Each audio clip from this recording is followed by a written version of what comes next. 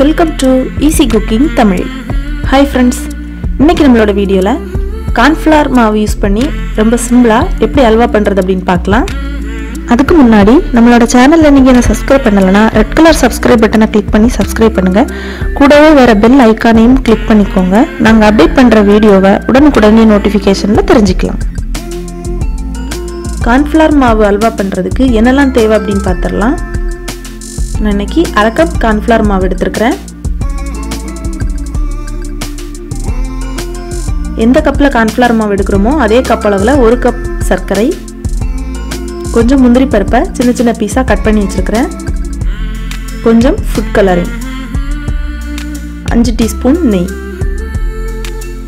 First ஒரு பேன்ல நம்ம வச்சிருக்கிற சர்க்கரை உள்ள சேர்த்துடலாம். சேர்த்துட்டு அதே கப்ல 1/2 கப் அளவு தண்ணி ஆட் பண்ணிக்கோங்க. ஆட் பண்ணிட்டு இந்த சர்க்கரை எல்லாம் நல்லா கரையட்டும். அந்த டைம்ல இன்னொரு பவுல்ல நம்ம வச்சிருந்த கார்ன்ஃப்ளவர் மாவை சேர்த்துட்டு அதுல கொஞ்சம் தண்ணி சேர்த்துக்கலாம். தண்ணி சேர்த்துட்டு இதுல துண்டு இல்லாம நல்லா மிக்ஸ் பண்ணி விட்டுக்கலாம்.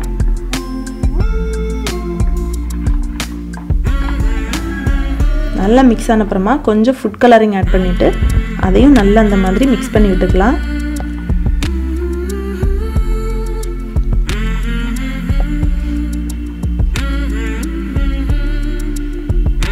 இது இருக்கட்டும். பாருங்க சர்க்கரை நல்லா கரைஞ்சிருக்கு.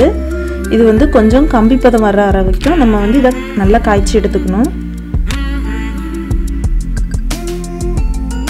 இந்த மாதிரி நல்ல நுரை வரும்.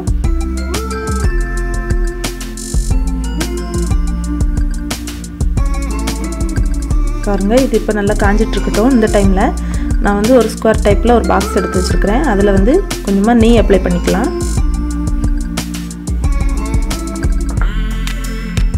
இது நல்லா காஞ்சிருச்சு. இந்த டைம்ல நம்ம மிக்ஸ் பண்ணி வச்சிருந்த கார்ன்ஃப்ளவர் மாவு ஃபுட் கலரிங்க உள்ள சேர்த்துடலாம். இதை நீங்க உள்ள சேர்க்கும்போது தீயை வந்து சிம்ல வச்சுக்கோங்க. இதை நல்லா கிளறி விட்டுட்டே இருங்க. இது வந்து சட்டுன்னு இந்த மாதிரி கட்டி ஆயிரும்.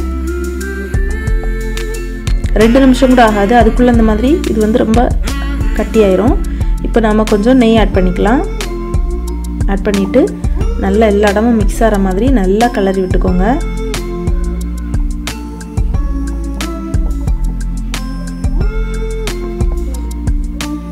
பாருங்க இப்படி எந்த பக்கம் நம்ம ஒதுக்குனாலும் அந்த பக்கம் எல்லாமே சேர்ந்து வரும். நல்லா கிளறி விட்டுக்கலாம்.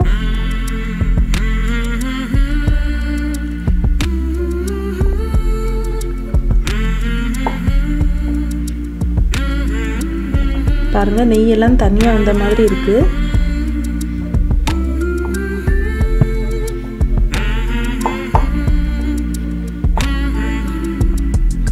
நம்ம ஸ்டவ் ஆஃப் பண்ணிட்டு ஒரு 10 நிமிஷம் லைட்டா ஆற வச்சுக்கோங்க. இது வந்து நேரம் ஆகும் ஆறதுக்கு. ஒரு 10 நிமிஷம் வச்சுட்டு அப்புறமா இந்த பாக்ஸ்ல நம்ம இதை வந்து விட்டுறலாம். இந்த மாதிரி வச்சுட்டு இந்த மாதிரி ஸ்பூனால நல்லா பிரஸ் பண்ணி நல்லா ஷேப் பண்ணி வச்சுக்கோங்க.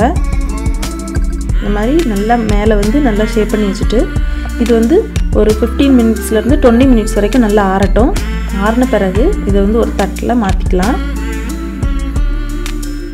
நான் வந்து 20 நிமிஷம் வச்சுருந்தேன். பாருங்க எவ்வளோ சூப்பராக வந்திருக்குன்னு பாருங்க.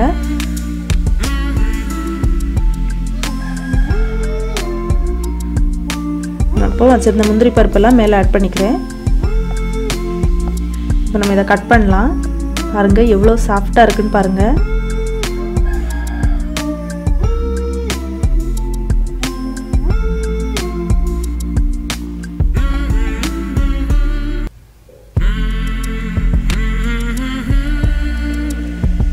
பாருங்க ரொம்பவே சூப்பரான கார்ன்ஃப்ளவர் மாவு யூஸ் பண்ணி அல்வா பண்ணியாச்சு நம்ம.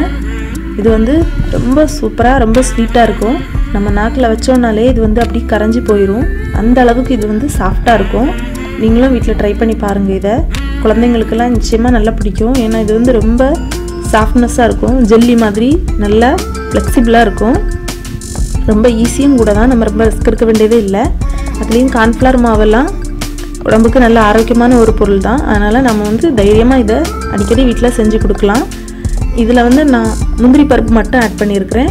நீங்கள் பாதாம் வேணுனாலும் எக்ஸ்ட்ரா இதில் நீங்கள் ஆட் பண்ணிக்கலாம்.